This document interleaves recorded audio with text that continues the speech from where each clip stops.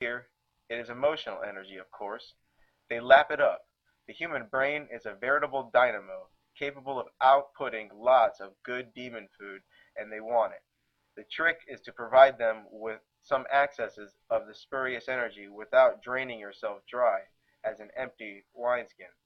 The energy of hatred, sex, desire, fear, nervousness, apprehension, or sorrow are all tasty morsels to them, and once they get used to feeding at your trough, they will come back for more.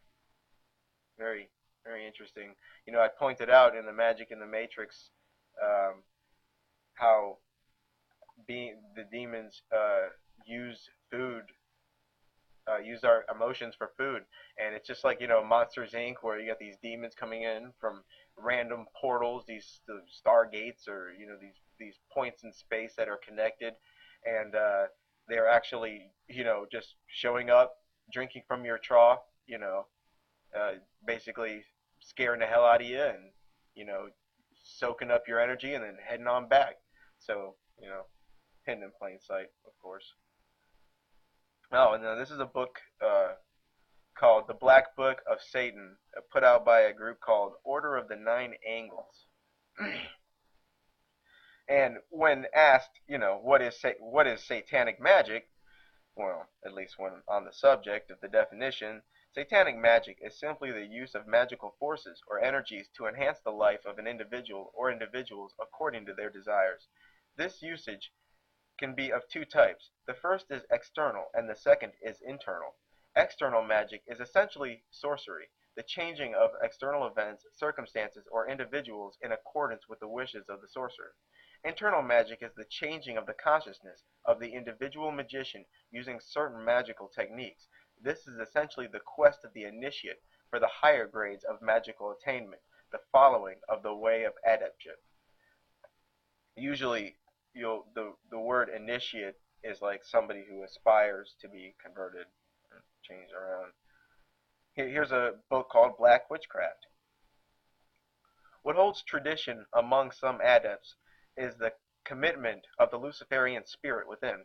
This is the mind of the practitioner, which has been liberated through antinomian practices and thought by this determined focus that the will of the black adept has transformed he or she into a demonic being.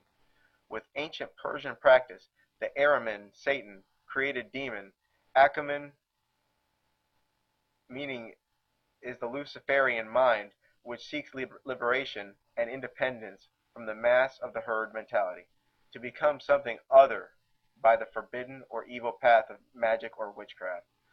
And look at it, become something other. Yeah, and they got a little quotes there. And of course they always put around quotes around demon, evil, so that they're sticking true to there is no right and wrong. But notice there how they used separate words. That's completely unnecessary, and you'll see them do it time and again. Where you have airman, also another name for Satan.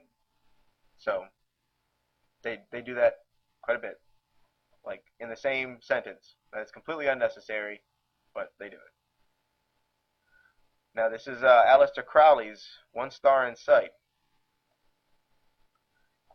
He will thus prepare himself properly for the crisis of his career in the order, the attainment of the knowledge and conversation of his holy guardian angel. His angel shall lead him anon to the summit of the order of the R.C., and make him ready to face the unspeakable terror of the abyss which lies between manhood and godhood. Teach him to know that agony, to desire that destiny, to will that catastrophe, and to keep silence forever as he accomplishes the act of annihilation. It says right there, from the abyss comes no man forth. I mean, it's just like, handing it to you in some cases. Now, this is a book called Beholders of Night. The adversary is called and known by many names and titles. Among them are such as Shaitan, Iblis, Satan, Lucifer, and Set. Such god forms are masks of the Prince of Darkness, who within ourselves offers freedom and divinity for those who are willing to strive for it. Now, like I said, look at what he did there. He gave a million names there. Not a million, but Shaitan, Shaitan and Iblis, those come from Islamic. That's specifically Iblis is the name specifically given to the demon Satan by Muslims. So they gave you a bunch of names for the same character and then tells you it's the same character. It's the Prince of Darkness. And there you can see that this guy has also drawn a correlation between Set, Lucifer, and Satan. You will find that this is quite common. In fact, you will find that when they speak of the all-seeing eye, they call it the all-seeing eye of the dragon, Set. The eye of Set is Satan. So apparently that's Satan is Set in Egyptian mythology. Just more of that. And they're familiar with it and comfortable with it. Now here's a book called Goetia Luciferian. Black witchcraft is working with adverse or black forces, which are translated as shadow aspects of the sorcerer's psyche. These shadows of the self are essential to our own self-development and becoming as individuals. It requires that the witch be well disciplined and also be well balanced, saved from the gates of failure and madness. To look into the eye of Set and Lilith Hecate, or even Ahriman, is to face off forces which would devour any not prepared to become bearers of the black flame, a Luciferian spirit within themselves. Once this pact is made, when the sigillum diaboli is upon the mind, spirit and body, then there is no turning back, only the ascension of the spirit as beyond the mortal clay. And like I spoke of, and beneath the surface, this this pact requires essentially it's called the oath, and its reason it's called the oath is because it involves a selling of your soul and taking some kind of irreversible oath, and sometimes you'll hear it as the pact. Same book, Goetia Luciferian. The demonic or infernal aspect or body of shadow is equally as significant as the development of the self. The shadow is developed by meditation initially and eventually by dreaming. One should approach the shadow as the devil initiate guide, be it as Mephistopheles, Belial, Luciferage, or Shaitan. Some of these names.